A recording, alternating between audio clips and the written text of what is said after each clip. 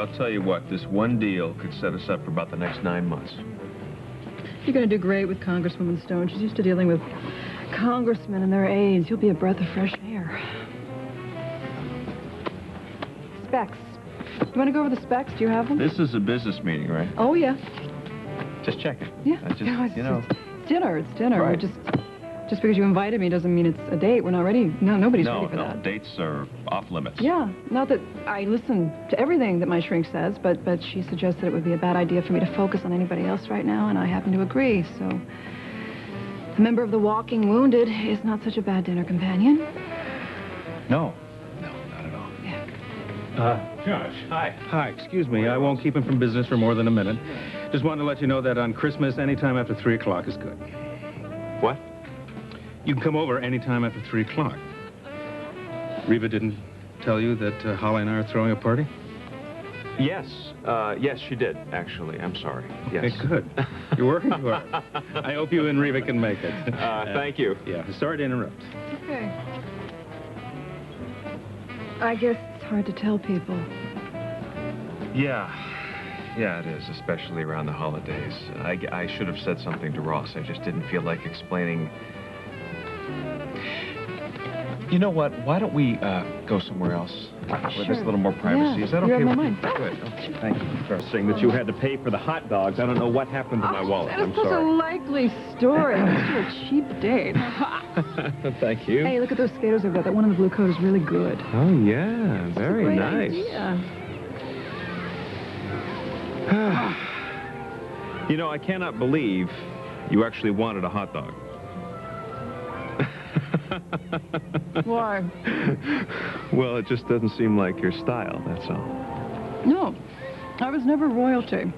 Okay, besides, these are deluxe gourmet. It sits right in the car. Oh, yeah, they're wonderful. I can't believe I grew up without these. You never had these? Well, it's a pretty American thing. And you grew up in San Cristobal, right? Yeah, in the capital. Oh. But it was still pretty provincial. And my family, my dad was a fisherman, and my mom worked in a little shop during tourist season. I don't even think we'd be considered middle class here, so there were no trips to the States or anything like that. I mean, it always sounded so exotic to me, trips to the States. Did you get along with them? Yeah, I suppose. Yeah? I wasn't easy. Why do you say that? My parents were hardworking, decent people that just didn't expect a lot out of life, so that's exactly what they got.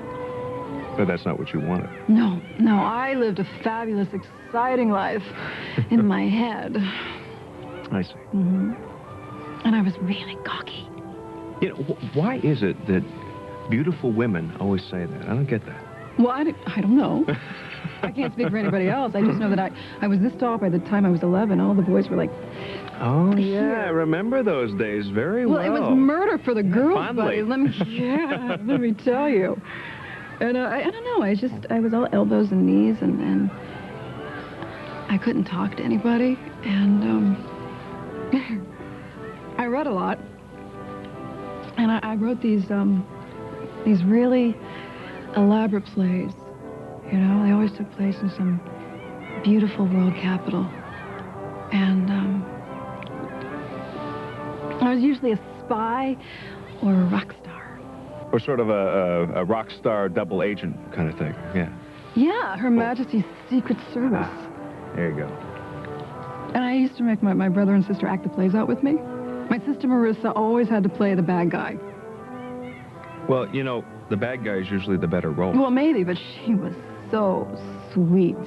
And it was a stretch for her. You know what? All she ever wanted in life was a family. You know, and she got it, a wonderful husband and a beautiful little boy. Jonathan.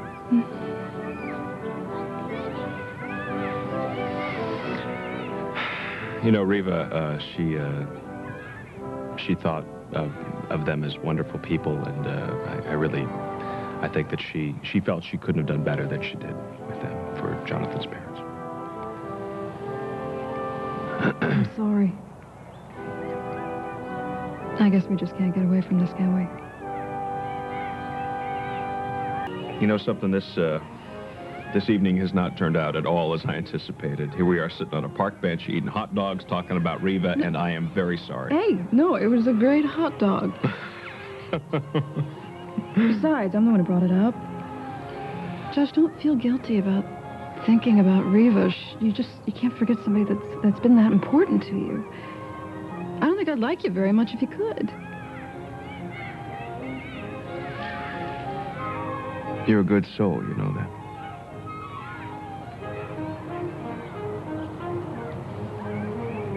So, what's your story? Is it just you and Billy and your family?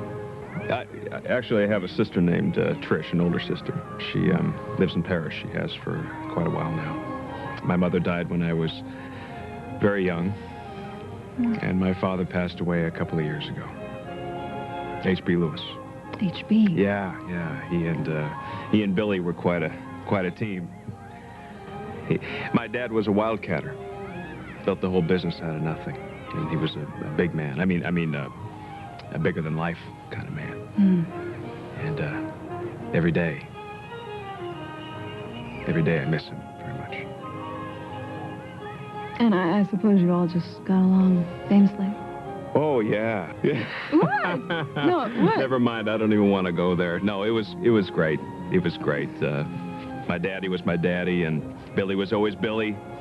You know, he was very athletic when he was younger. He played football. He was All-American 3 years in a row. Could have played pro football. In fact, he could have done a lot of things if he could have just sort of gotten out of his own way. Oh, I see. And what about you?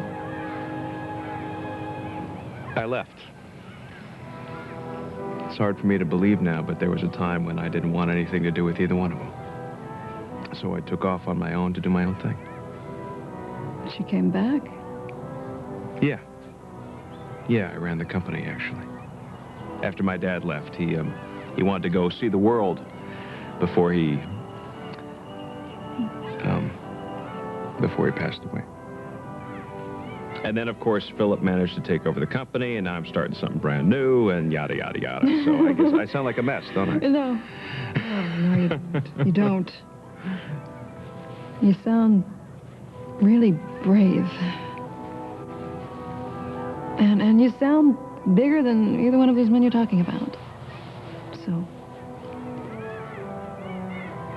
I bet that your father would be so proud of you right now.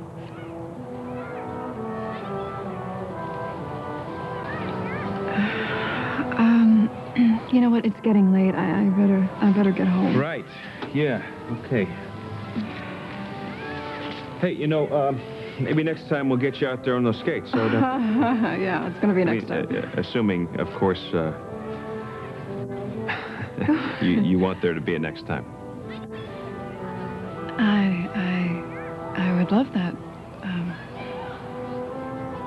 I love that a lot.